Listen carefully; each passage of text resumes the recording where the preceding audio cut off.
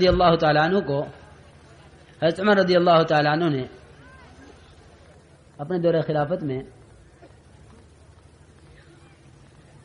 ایک کسی تقاضے پر بھیجا. جو واپسی کا دن تھا، واپس آنے کا، بیوی صاحبہ کھڑی ہوئی تھی انتظار میں کہ بھی آئیں گے باہر سے، کیونکہ ملک سے باہر گئے ہوئے ہیں، شام گئے ہوئے ہیں.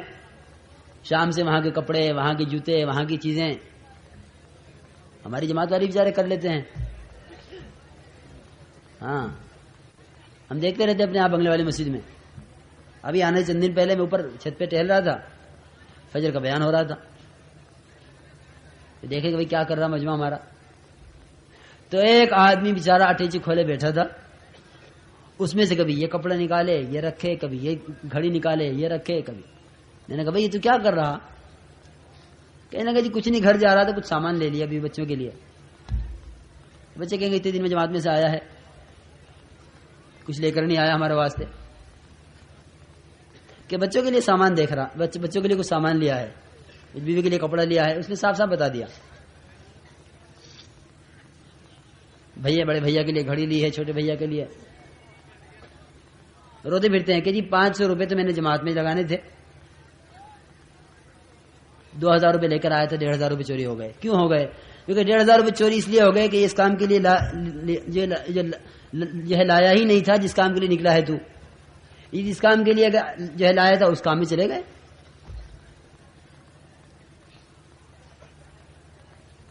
تو یہ کہہ کہ وہ بیٹھا ہوا اپنا سامان دیکھ رہا تھا. میں نے اس سے کہا، میں نے کہا اس وقت تجھے اس مسجد کے عمل سے اس سامان نے مشغول کیا ہوا ہے. کہ اچھا جی میں بند کر دیتا ہوں. میں نے کہا دیکھ تو بند تو کر دے گا، لیکن تو بیان میں بیٹھا بیٹھا یوں سوچتا رہے گا کہ یہاں مرکز سے روزانہ ٹیچی اٹھتی ہے کسی نہ کسی کی، روزانہ چوری ہوتی ہے، میرے سامان کا پتہ نہیں کیا ہو رہا ہوگا. اس کو لے کے مسجد میں بیان میں بیٹھوں تو دائیں بائیں والے تو پھر دیکھ کے اور چور پیدا ہوں گے کہ بھئی یہ جو بغل میں دبا کے بیٹھ رہا ہے اٹیچی کو، کوئی بات ضرور ہے، سامان ضرور ہے اس کے پاس. تو اس سے تو اور چور پیدا ہوں گے. اب میں کیا کروں؟ میں نے اس سے کہا، میں نے کہا تم یہ سامان یہاں چھوڑ کے جاؤ گے تو وہاں بیٹھے بیٹھے سوچو گے کہ میرے سامان کا کیا ہو رہا ہوگا. تو بہرحال عام طور سے جماعتیں ہماری چلتے چلتے کہیں نہ کہیں سے امیر صاحب سے آنکھ بچا کے کام کر لیتی ہیں کہ چلو یہ کر لو. امیر صاحب سے پوچھ لیا، امیر صاحب پیشاب کر آؤ. اب خدا جانے پیشاب بازار میں ہوگا یا کہاں ہوگا. ہنسنے کی بات نہیں میرے دوستوں، پابند ہونے کی بات ہے، پابند ہونے کی. پتہ نہیں کہاں کرے گا پیشاب. تو عرض یہ کر رہا تھا کہ معاذ بن جبل رضی اللہ تعالیٰ عنہ کو بھیجا کے تقاضے پر. جب واپسی کا دن ہوا تو بیوی دروازے پر کھڑی ہوئی تھی انتظار میں کہ اب واپس آئیں گے. جب واپس آئے تو بیوی نے کہا کہ خالی ہاتھ چلے آ رہے ہو، وہ تحفے، وہ تحائف، وہ ہدایہ، وہ گفٹ جو باہر سے آنے والے کہاں ہیں؟ وہ جیسے خالی ہاتھ گئے تھے ایسے خالی ہاتھ چلے آئے. ہمارے لیے بھی تو کچھ لے کر آتے.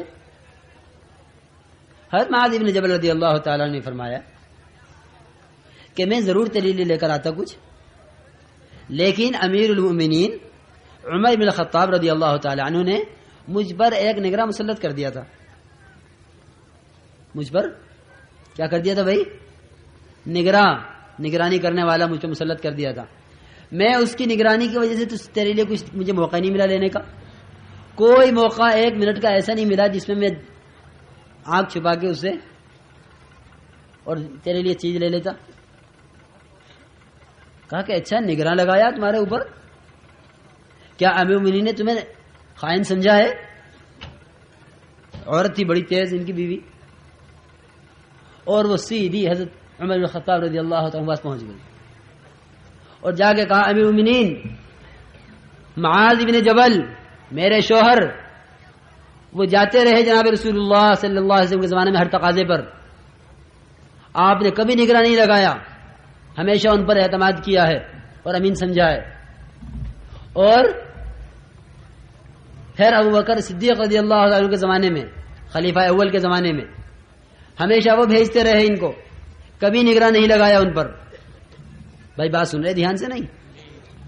پھر زمانہ آیا آپ کا، کیا آپ نے میرے شوہر کو خائن سمجھا ہے؟ آپ نے میرے شوہر کو خائن سمجھا ہے کہ آپ نے ان پہ نگراں لگا دیا؟ آپ نے نگراں کیوں لگایا ہے معاذ بن جبل پہ؟ حضرت عمر رضی اللہ تعالیٰ نے فرمایا کہ بیوی ہم نے تو ان پہ کوئی نگراں نہیں لگایا، ہم نے تو ان کو تنہا بھیجا ہے،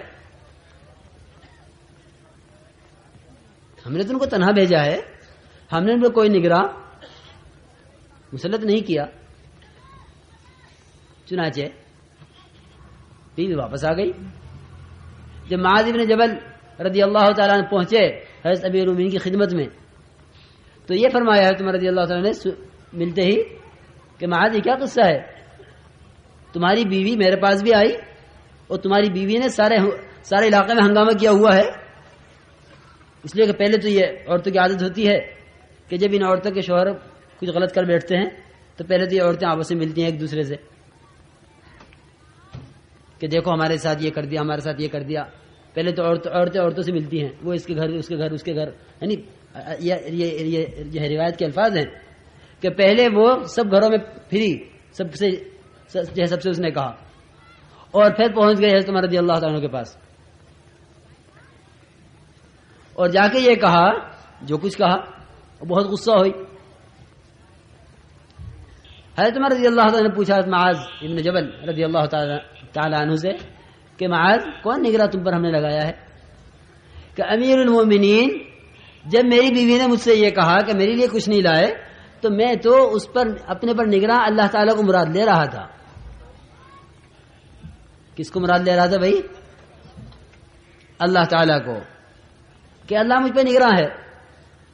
اس وجہ سے مجھے پورے سفر میں کوئی منٹ ایسا نہیں ملا کہ بھائی کوئی لمحہ ایسا ہو سکتا ہے جس میں کوئی انسان خدا کی نگرانی سے خارج ہو کہ بھائی فلاں آدمی اللہ کی نگرانی میں نہیں ہے. تو اگر ہم نکلنے کے زمانے میں اپنے اوپر اللہ تعالیٰ کو پہلے نگراں بنا لیں کہ میری ایک ایک حرکت، اب چاہے امیر کے سامنے ہو رہی ہو نہ ہو رہی ہو، چاہے امیر سے زبردستی اجازت لے کے ہو رہی ہو کہ امیر صاحب دیکھو یا تو دے دو اجازت ورنہ میں چلا جاؤں گا جماعت توڑ کے. امیر صاحب نے کہا بھائی اب تو جائے گا، جماعت سے بھی جائے گا، چلو دے دو اجازت اس کو.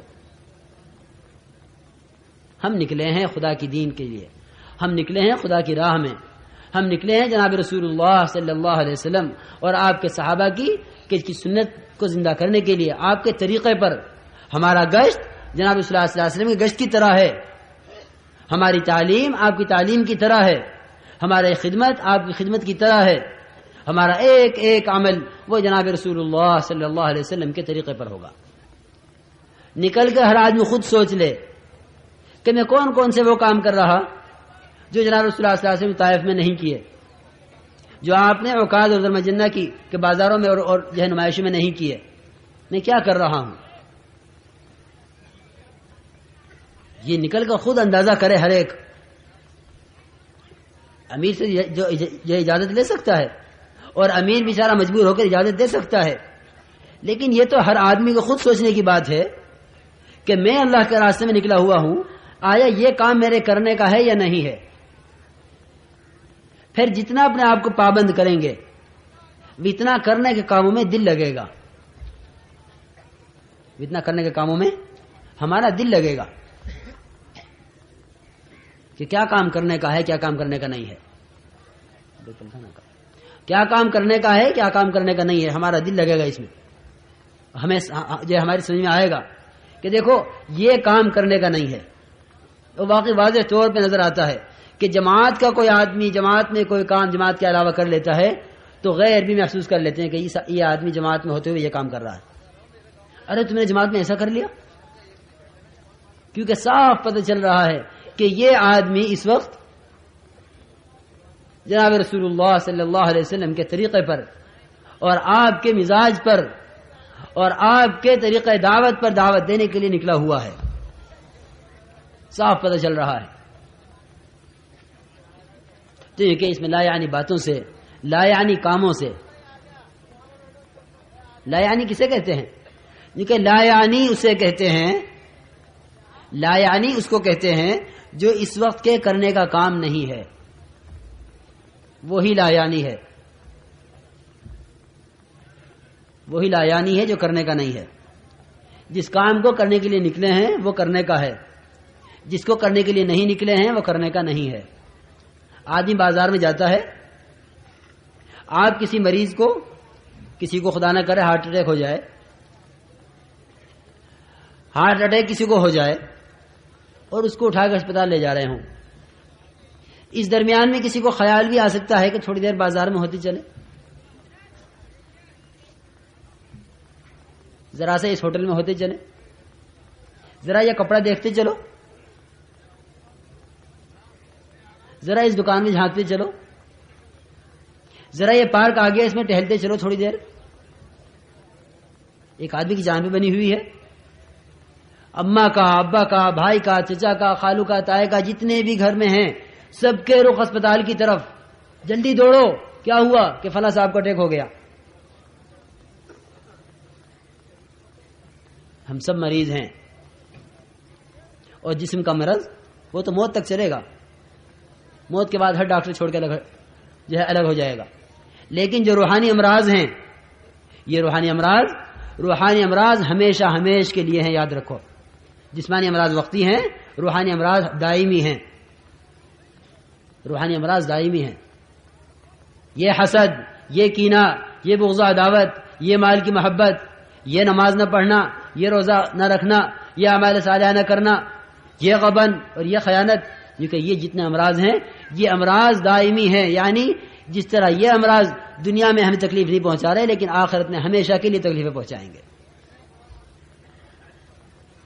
تو کیا ممکن ہے یہ کہ بھئی کسی آدمی کو لے جا رہے ہیں ہسپتال اور آدمی کسی اور کام میں لگ جائے؟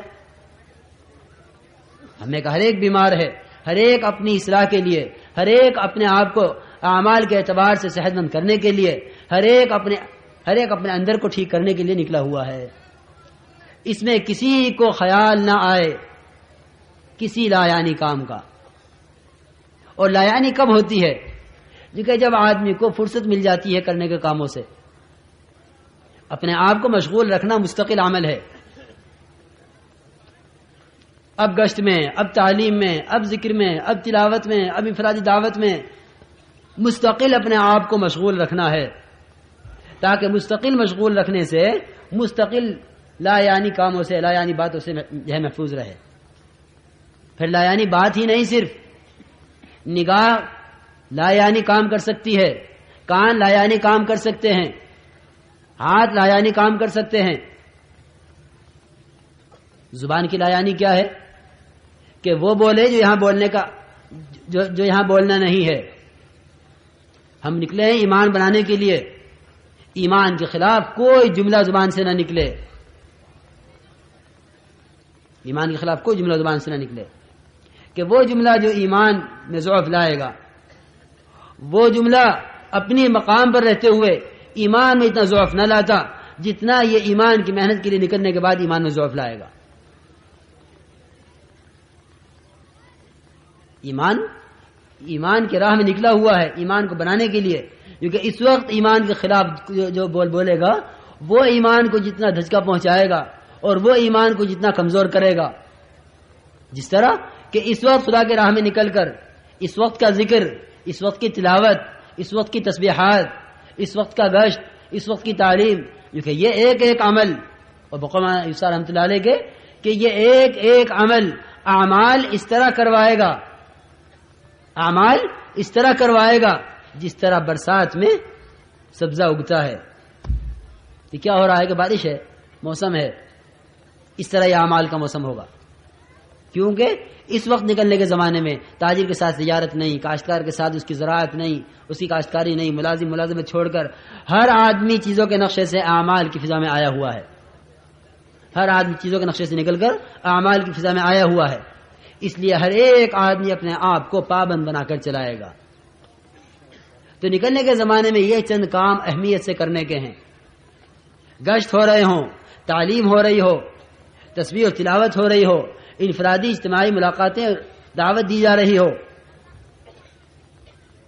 ہم یہاں سے نکلنے کے بعد سے ومن یخرج من بیتہ مہاجرا الی اللہ ورسولہ ثم یدرکہ الموت فقد وقع اجرہ علی اللہ، کیونکہ جو آدمی نکل لیا گھر سے اللہ کے اور اللہ کے رسول کی طرف ہجرت کر کے،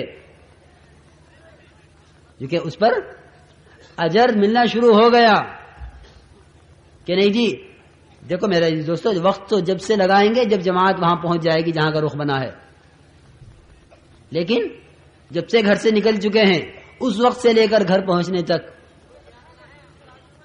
ہمیں درمیان میں کوئی کام ایسا نہیں کرنا ہے کہ یعنی کہ جب جماعت میں پہنچ جائیں گے وہاں جماعت شروع ہوگی، نہیں، جب سے جماعت میں نکل چکے ہیں، گھر سے نکل چکے ہیں، اللہ تعالیٰ قرآن پاک میں یہ نہیں فرما رہے تم اسٹیشن پہنچ جاؤ گے یا جہاں کا رخ بنا ہے وہاں کے اسٹیشن میں جا کے اتر جاؤ گے تب جماعت میں شمار کیے جاؤ گے، نہیں، من یخرج من بیتہ سے بات شروع ہو رہی ہے، جو اپنے گھر سے نکل گیا اس کے لیے اجر شروع ہو گیا۔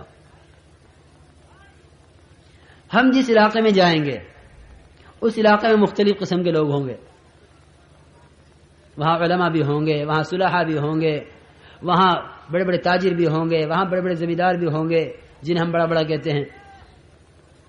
سب سے پہلی بات تو بنیادی میرے عزیز دوستو یہ ہے، ہم دنیا کے کسی کونے میں چاند پر پہنچ جائیں یا دنیا کے کسی علاقے میں پہنچ جائیں، بڑے سے بڑے مالدار کے پاس، بڑے سے بڑے وزیر کے پاس، بڑے سے بڑے صدر کے پاس، بڑے سے بڑے نقشے والے کے پاس، بڑے سے بڑے اکثریت والے کے پاس، بڑے سے بڑے باغ والوں کے پاس، بڑے سے بڑے کارخانے والوں کے پاس، صنعت کاروں کے پاس، جہاں پہنچ جائیں اس بات کا ہر ایک اپنے دل میں یقین رکھے، ہر ایک اپنے دل میں اس کے استحضار رکھے کہ خدا کی قسم میں جس نقشے کو لے کر جا رہا ہوں یہ نقشہ انبیاء والا نقشہ ہے اور اس سے بڑا کوئی نقشہ ہو نہیں سکتا، یہ سب سے بڑا نقشہ ہے اور یہ ہمیشہ کی کامیابی کا نقشہ ہے، اس یقین کے ساتھ ہر آدمی چلے۔ میاں ان سے کیا بات کریں، یہ تو بہت بڑے تاجر ہیں، ان کے پاس کہاں فرصت ہوگی؟ جو تاجر کے پاس تجارت کا نقشہ لے کر جا رہا ہے وہ دعوت کا نقشہ، اور جو داعی، جو دعوت دینے والا، جو جماعت میں جانے والا متاثر ہو کر جا رہا ہے وہ متاثر کر نہیں سکتا، یہ تو مدعو ہو کے جا رہا ہے۔ داعی تو وہ تاجر بنا، داعی تو وہ کاشتکار بنا، داعی تو وہ صدر صاحب بنے، اگر تم متاثر ہو کے جا رہے ہو تو تم مدعو ہو، داعی نہیں ہو۔ ہمیں داعی بن کر جانا ہے، اور داعی بننا کسے کہتے ہیں؟ جو کہ داعی بننا اسے کہتے ہیں کہ قوم شعیب میں جاؤ تو ان کی تجارت کے خلاف، قوم سبا میں جاؤ تو ان کے باغات کے خلاف، قوم نوح میں جاؤ تو ان کی اکثریت کے خلاف، قوم سمود میں جاؤ تو ان کی صنعتوں کے خلاف، کیونکہ ہر ایک کے خلاف تم اپنا سب سے بڑا نقشہ لے کر جاؤ، کسی کے پاس اس کے نقشے سے متاثر ہو کے مت جانا۔ ہاں اتنی بات ضرور ہے کہ ہمارے دل میں تو ان کی بڑائی نہیں، لیکن کیونکہ ان کے دل میں ان کی اپنی بڑائی ہے، ان کے دل میں ان کی اپنی بڑائی ہے، اگر ہم نے ان کی بڑائی کا لحاظ نہ کیا تو ہمارے دعوت کے دینے میں رکاوٹ بنے گی۔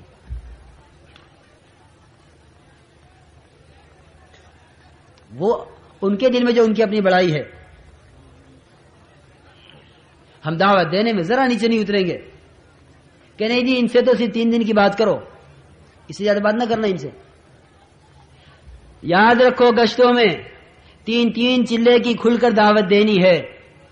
اگر اللہ اور اللہ کے رسول کا تعصب ڈال رہے ہو، اگر اپنی ذات کا تعصب ڈالنے گئے ہو تو اپنی ذات کے اس پہ تعصب ڈالو گے، اس کو سوچو کہ بھائی ان کو تو 3 دن کے لیے کہہ دینا ہی کافی ہے، اور یوں سوچو گے کہ جو آدمی بالکل فارغ ہوگا گھر سے، جس کے آگے پیچھے کوئی نہ ہو، جس کا کوئی کمائی دھندا کچھ نہ ہو، اس کو جا کے دعوت دے سکیں گے 3 چلے کی، لیکن اتنے مشغول آدمی سے ہم 3 چلے کیسے کہہ سکتے ہیں؟ اور یہ بھی خیال نہ کرنا کہ میرے تو 3 چلے لگے نہیں، میں کسی سے کیسے کہہ سکتا ہوں۔ عام طور پہ سننے میں ملے گی بات، عام طور سے لِمَ تَقُولُونَ مَا لَا تَفْعَلُونَ لِمَ تَقُولُونَ مَا لَا تَفْعَلُونَ لِمَ تَقُولُونَ مَا لَا تَفْعَلُونَ، کہ جس کام کو تم کرتے نہیں اسے کہتے کیوں ہو؟ یہی آیت کا مطلب ہے، یہی آیت کا مطلب ہے بھائی کہ جس کام کو کرتے نہیں اسے کہو بھی مت، یہ مطلب نہیں ہے۔ لِمَ تَقُولُونَ مَا لَا تَفْعَلُونَ، اس وقت اس بات کو کہتے کیوں تھے جس کو اب کرتے نہیں ہو؟ ہم یوں جہاد کریں گے، ہم یوں خدا کی راہ میں جو قربان ہوں گے، ہم یوں جانیں لٹائیں گے. اب جب وقت آیا جہاد کا، اب جو خدا کی طرف سے جہاد فرض ہوا اور اللہ کی راہ میں نکلنا طے کیا گیا، حکم آیا، تو اب نکلتے نہیں ہو. لما تقولون ما لا تفعلون، اس بات کو کرنے کو کہتے کیوں تھے اس وقت جس کو اب کر نہیں رہے ہو. اس لیے میرے عزیز دوستو بزرگوں، ہمیں کہنا ہے اور کہتے کہتے ہی کرنا آئے گا. ہم دعوت دینے میں نیچے نہیں اترنا ہے، بلکہ دعوت دینی ہے جم کر. ایک ایک آدمی طے کر لے انشاءاللہ کہ ہمیں اللہ کی راہ میں نکل کر 3 چلوں کی دعوت دینی ہے جم کر. گشتوں میں، تعلیم میں، خدمت میں، ہر عمل میں اپنے آپ کو لگانا ہے. تو جب ہم کسی علاقے میں جائیں گے، اول تو ہمارے جانے کی کیا صفت ہو. ہمارے بھائی بیٹھ جاؤ بھائی میرے دوستو، اللہ تمہیں جزائے خیر دے. یہی عرض کر رہا ہوں کہ اس راستے مشقتیں آتی ہیں، خبر نہیں اس وقت کی گرمی کا برداشت کرنا اللہ تعالیٰ آخرت میں کیا کیا راحت عطا فرمائے گا، اور کن کن بڑی بڑی گرمیوں سے. قل نار جہنم اشد حرا، کہ جہنم کی آگ وہاں کی گرمی بڑی سخت ہے، حشر کی گرمی بڑی سخت ہے. وہاں 1 میل پر ہوگا سورج، یہاں تو کروڑوں میل پر ہے. اس لیے بیٹھ جاؤ ہمت کر کے، دھیان سے بات سنتے رہو. تو یہ کہیں کہ ہم یہاں سے نکلیں گے اپنے آپ کو پابند بنا کر. ہمارا ایک ایک عمل دعوت بنے گا. اگر جماعت ہنستی ہوئی بھی جا رہی ہے تو یہ کہ ہمارا ہنسنا بھی دعوت بنے گا، اور اگر جماعت ذکر کرتی ہوئی جا رہی ہے تو ہمارا ذکر دعوت بنے گا. اب یہ خود سوچ لو کہ ہم ذکر کو دعوت بنانے کے لیے نکلے ہیں، ذکر کی طرف امت کو لانے کے لیے نکلے ہیں، یا ہم امت کو کہ جس طرح ہنس رہے ہو ہنستے رہو اس لیے نکلے ہیں. نکلتے ہی ایک ایک عمل ہمارا دعوت بننا شروع ہو جائے گا. ہم اسٹیشن پہ ہیں، ہم ٹرین میں ہیں، ہم بس میں ہیں، ہم اڈے پر ہیں، ہم کسی مسجد کے باہر ہیں، ہم کسی بازار میں ہیں، ہمارا ہر جگہ کا ہر عمل دعوت بنے گا. بقمان صاحب رحمۃ اللہ علیہ کے اگر یہ جماعت والے کچھ بھی نہ کریں، یہ خاموشی سے جائیں اور واپس آ جائیں جماعت میں سے، ان کا یہ عمل بھی دعوت بنے گا. ان کا یہ عمل بھی دعوت بنے گا. کیونکہ جب ہم اللہ کی راہ میں نکل کر دعوت دیں گے تو ایک تو ہم اپنی دعوت دینے میں کسی سے متاثر نہیں ہوں گے، اور ایک اللہ کے راستے میں نکل کر ہمیں کسی کا مدعو نہیں ہونا ہے، بلکہ ہمیں داعی بننا ہے اور ہر ایک کو داعی بنانا ہے. مدعو بننا کسے کہتے ہیں؟ کہ علاقے میں داخل ہوتے ہی اگر اپنا کھانے کا انتظام کر لیا تو داعی بن گئے، اور اگر اپنا کھانے کا انتظام نہیں کیا تو کیا بنے بھائی؟ جو کہ مدعو بن گئے. کوئی بھی آئے گا کہ میاں جماعت آئی ہے، بظاہر کھانے پینے کا انتظام ان کے پاس نہیں ہے، تو چلو ان کے کھانے کا انتظام کرو. اور جس نے تم پر پہلے حملہ کر دیا وہی کامیاب ہو گیا، اور جس پر تم پہلے چھا گئے تم کامیاب ہو گئے. سب سے پہلے جاتی ہماری دعوت ہوگی کہ بتاؤ 3 چلے کے لیے کون تیار ہے، بتاؤ ہمارا ساتھ دینے کے لیے کون تیار ہے. جناب رسول اللہ صلی اللہ علیہ وسلم کے گشت میں سب سے پہلی بات کہ میری مدد کون کرے گا، یہ نہیں مجھے کون کھلائے گا، مجھے کون پلائے گا، ہماری دعوت کون کرے گا. میں یؤمنی، ہمیں ٹھکانہ کون دے گا، یعنی ہمیں آج ہم یوں کہیں کہ ہمیں ملاقاتیں کون کروائے گا، ہمیں مسجد میں رہ کر ہمارے ساتھ ان تقاضوں کو کون پورا کروائے گا. تو یہ کہ جاتے ہی ہمیں اپنا کھانا پکا لینا ہے، اپنا کھانا ہمیں خود پکا لینا ہے جاتے ہی، تاکہ علاقے والے یوں نہ سمجھے کہ ان کے پاس کھانے کو نہیں ہے. تو جو اپنا کھانا پکا کر لے آئیں گے ان کی تشکیل ہم نہیں کر سکیں گے.